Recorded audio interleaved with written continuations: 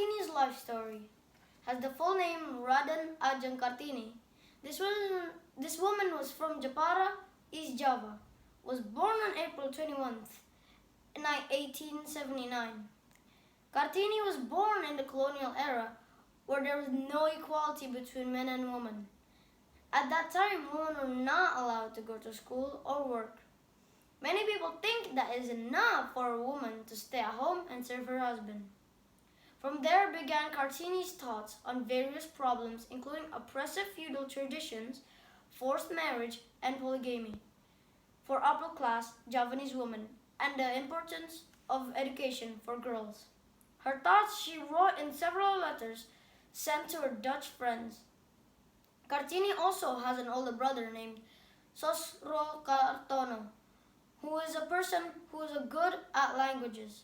Until she was 12 years old, Kartini was allowed to attend ELS or European Leisure School, where Kartini studied Dutch.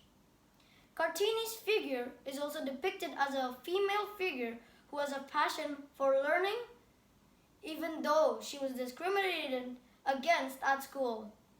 Kartini was still diligent in reading the books she had, starting from magazines to newspapers that write about the movement for women's emancipation in Europe.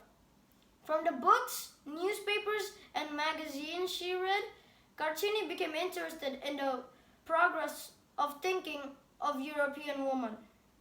That is what makes her sense of wanting to realize that indigenous women have gender equality with men. Not only that, the history of Era Kartini at a young age. She accepted an arranged marriage that her parents did. She was married to the regent of Rembang, Raden Adipati Dijoniningrat. Before accepting the matchmaking, Kartini asked for conditions. Kartini was allowed to establish a school for women to study there. Kartini's goal in building the school was so that she could teach indigenous women to gain knowledge so that she could realize her dream of equality for women's emancipation. Quote, "At my parents' house, I already knew a lot, but here where my husband and I think about everything, where I share his whole life, sharing his work, his business, I come to know much more about things I didn't know at first. I did not even think that there was such a thing," quote, wrote Kartini to Mrs. Abendanon, who was the friend of the questioner. Letter to Mrs. R.M. Abendanon Manri, 10 August 1904. Although she has produced various writings telling her heart and thoughts about gender equality, Kartini had to breathe her last at a young age, at the age of 25. During her lifetime, Kartini is known to always communicate with her friends in Europe by means of letters. Kartini also talked about her desire to be like a European woman and despite the suffering at that time.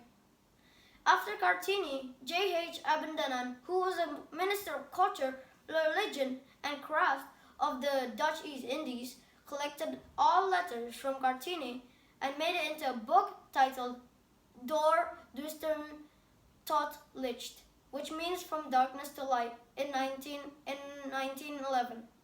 So even though Kartini has passed away, her name is still appreciated as a national female figure who struggles for women's emancipation.